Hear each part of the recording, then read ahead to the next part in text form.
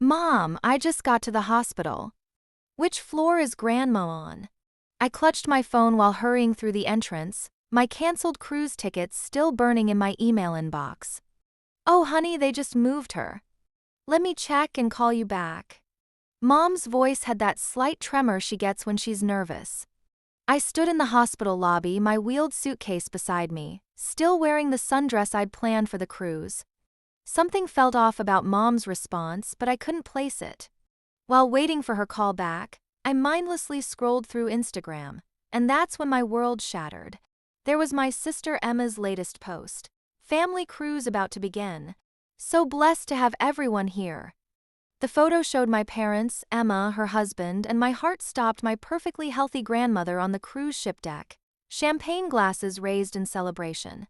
My name is Tara Smith, and at 28, I just discovered my entire family had lied to exclude me from our long-planned family vacation. But while they were probably laughing about their clever deception, I was standing in an empty hospital lobby, finally seeing the truth about my family. The signs had always been there. The way Emma's dance lessons took priority over my academic achievements, how my parents always had extra money for her private school but told me to take loans for college, the constant comparisons that somehow always ended with, "Why can't you be more like your sister?" I walked out of the hospital, my hands steady despite the rage building inside me. Instead of heading home, I drove straight to Grandma's house. If anyone would tell me the truth about what was really going on, it would be her. Assuming she wasn't actually on that cruise ship with her champagne glass raised in betrayal. The moment Grandma opened her door, her face shifted from surprise to fury, not at me, but at the situation. "Those lying snakes," she spat, pulling me inside. "I wondered how long it would take you to figure it out. So you know about the cruise?" I followed her into her sunlit kitchen, where she was already pulling out her special occasion scotch and 2 glasses. "Honey, I know everything." She poured us each 2 fingers of amber liquid. "And it's time you knew too. This cruise? It's just the tip of the iceberg." Grandma disappeared into her study and returned with a thick manila envelope. "Your grandfather, God rest his soul, was a brilliant man who didn't trust your parents as far as he could throw them. Turns out he was right." My hands trembled as I opened the envelope. Inside were trust documents, bank statements, and dozens of photos, years of evidence meticulously collected by my grandparents. The numbers made my head spin. A $2 million trust fund, meant to be split equally between Emma and me when we turned 30. "They've been stealing from you for years," Grandma said, her voice hard with controlled anger. "That fancy dance academy Emma went to? Your college fund that mysteriously wasn't enough? All paid for with your portion of the trust." I took a long sip of scotch, remembering all those years of "we can't afford it" when I wanted to join academic programs or study abroad. Meanwhile, Emma got everything she wanted, including apparently my share of a luxury cruise. "Your Uncle Michael came clean to me last week," Grandma continued. "Your parents convinced him to help them access the trust early. They've been systematically draining your portion while building up Emma's. This cruise?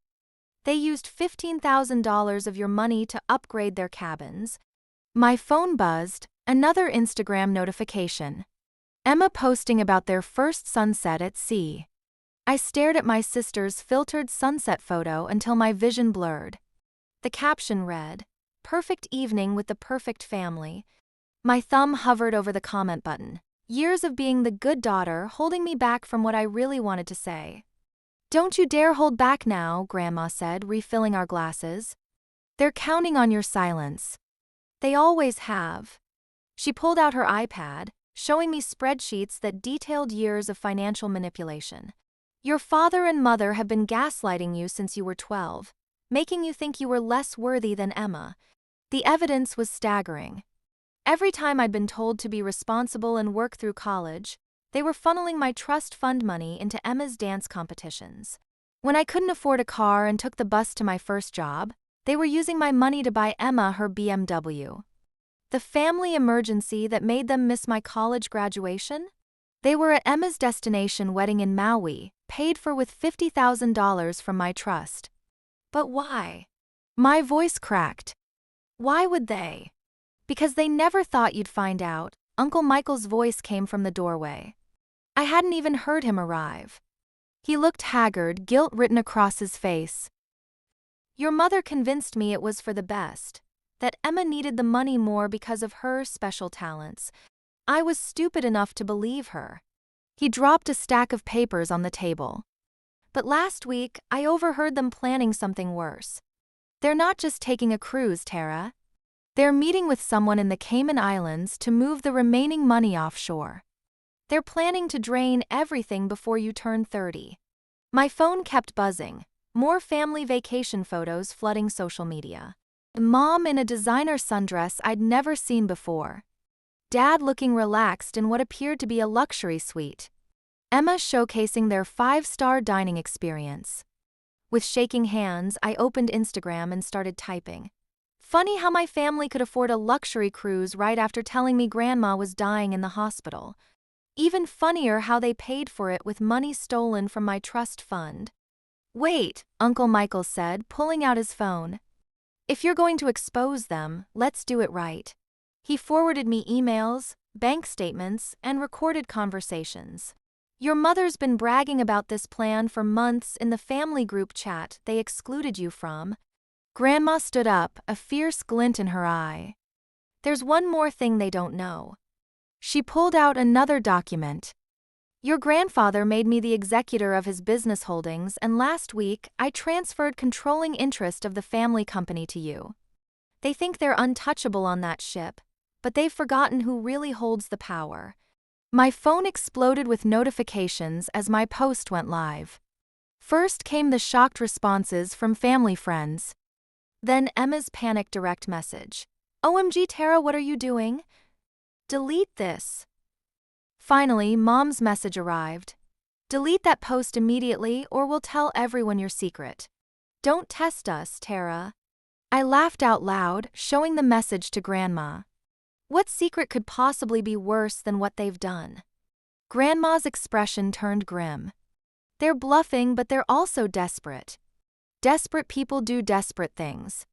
We need to act fast before they realize I've given you control of the company. I spent the next hour in Grandma's study making calls that would change everything. First to the family company's lawyers, then to the FBI's Financial Crimes Unit, thanks to Uncle Michael's evidence of interstate wire fraud. Finally, to the cruise line's corporate office.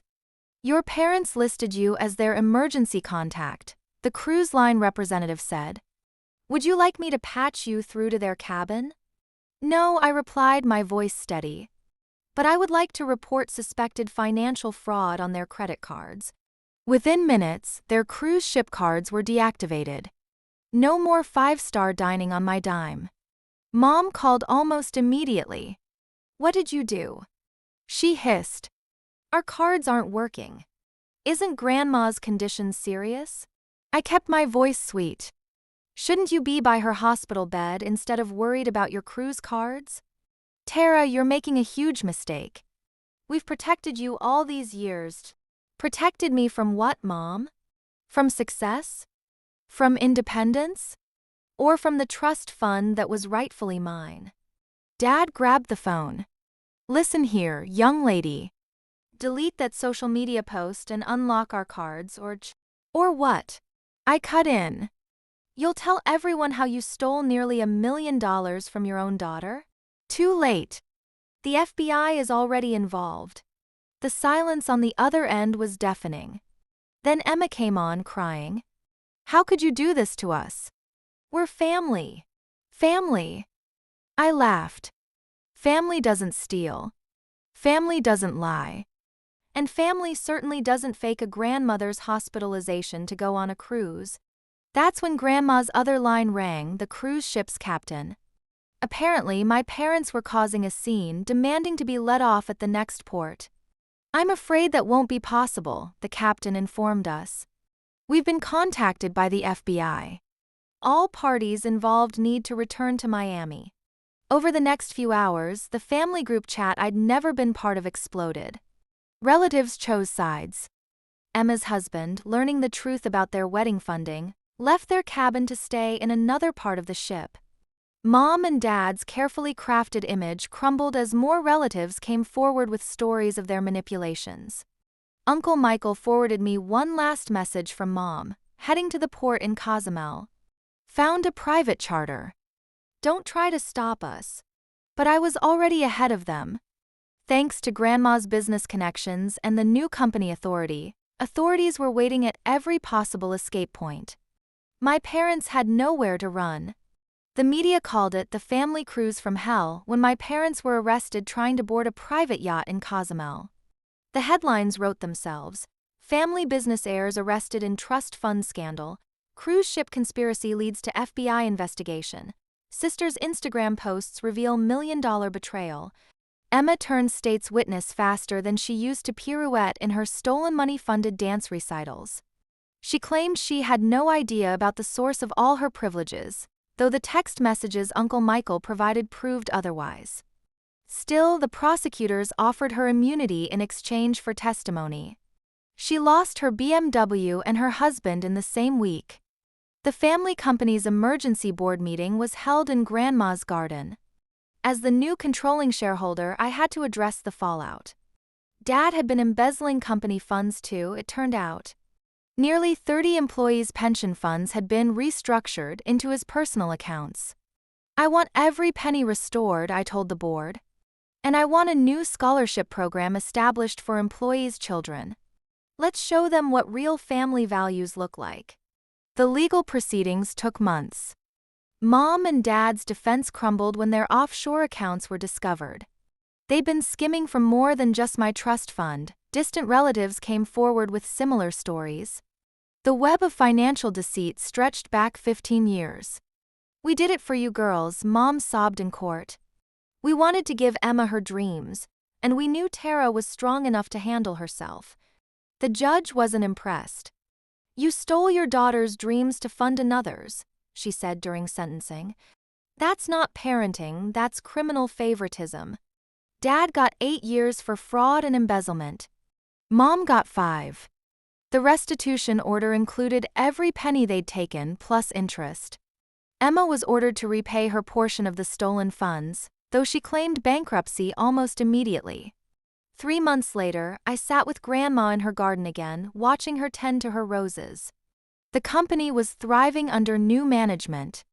The Employee Scholarship Program, named after Grandpa, had its first recipients. And I finally took that cruise I'd been denied, though I went to Alaska instead of the Caribbean. Solo travel suited me better anyway. Your grandfather would be proud, Grandma said, pruning a particularly stubborn branch. Not just of the business success, but of how you handled everything. You didn't let them break you. Uncle Michael joined us most Sundays now, making amends through actions rather than words. He'd become an unexpected ally in restructuring the company, and his insights helped prevent similar frauds from happening again. Emma sent occasional texts, usually when she needed money. Her dance studio was struggling, and her influencer career had tanked after the scandal. I kept her messages unread. Some bridges once burned should stay ashes. The last piece of the story came 6 months after the arrest. While cleaning out my parents' house before its court-ordered sale, I found a diary my mother had kept. The secret they'd threatened to reveal? They'd been lying about my academic achievements to the family for years, downplaying my successes to make Emma shine brighter. The truth, my full scholarship offers, my academic awards, my perfect SAT scores, had been hidden away in that diary. I donated the diary to the FBI for their fraud prevention training program. It became a case study in familial financial abuse. You know what the real irony is? I told Grandma as we shared our traditional scotch one evening. They spent all those years stealing money to give Emma advantages, but in the end, they just taught her to be dependent.